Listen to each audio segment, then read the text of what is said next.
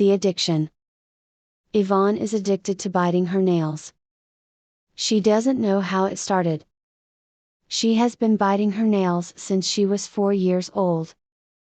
She bites her nails when she is not doing anything with her hands, she bites her nails when listening to her professor or waiting in line.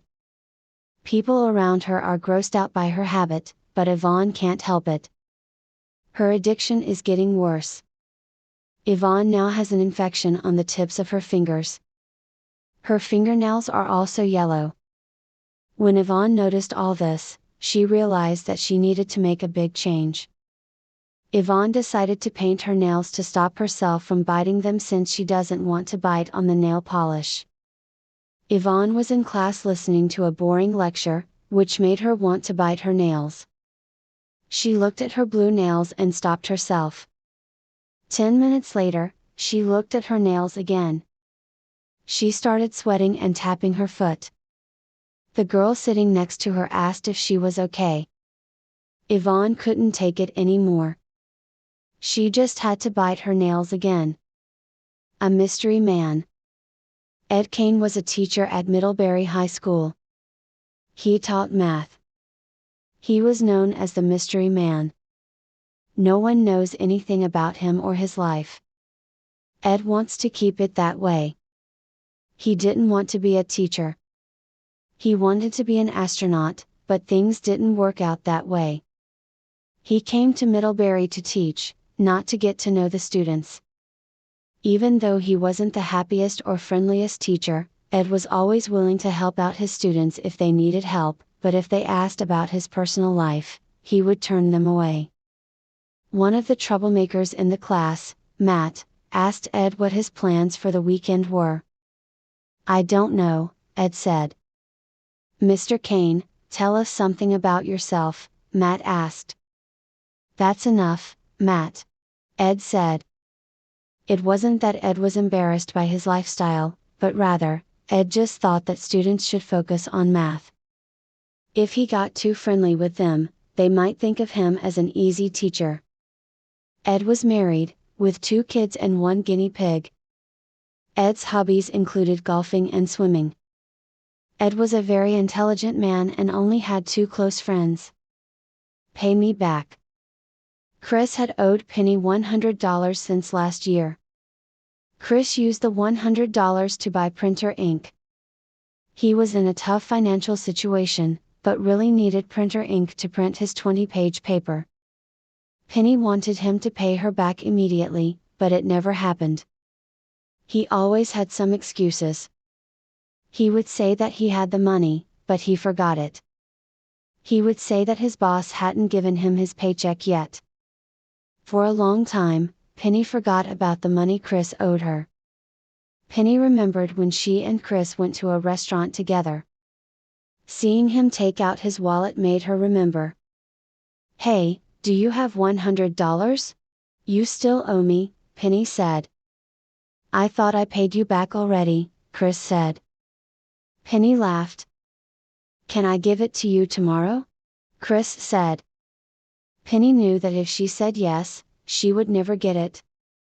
Penny said no, and made him go all the way to the bank to get $100. Chris went to the bank and asked to take out $100. Something was wrong with his account though. The banker told him that there was nothing in his account. Someone had pretended to be him and took all his money. Penny was never going to get her $100 back. The missing water bottle. Jared has a green water bottle that he brings to school every day. He loves it, because it keeps his water cold. It also has a cool robot on it. One day, he loses it. Jared asks his friend Richard, if he has seen it. "Yeah, I saw Albert holding it," Richard says. Jared walks over to Albert's locker. "Hey, you have my water bottle, right?" Jared asks. "I did, but I let Denise borrow it," Albert says. Jared goes up to Denise. "Hey, do you have my water bottle?" Denise shakes her head and says, "I thought it was cool looking, so I showed it to Amanda. She has it now." Jared goes to Amanda. Amanda, tell me you have my water bottle. Amanda shakes her head. I thought it was Lucas, so I gave it to him. Jared screams in frustration. Jared goes to Lucas. Do you have my water bottle?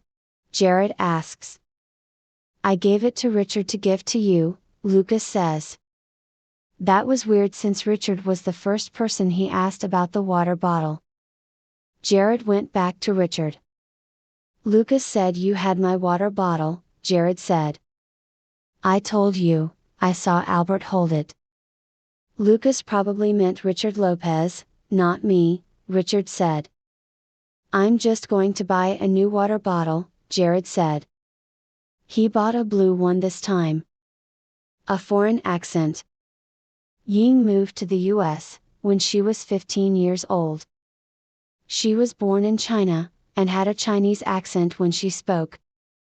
She didn't like her accent, because it made her sound funny, and people sometimes couldn't understand what she said. Ying also knew that people made fun of her accent. Ying's history teacher made everyone go up in front of the class and recite a part of the Constitution of the United States.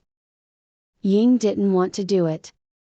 She asked her teacher if she could record herself and send it to him.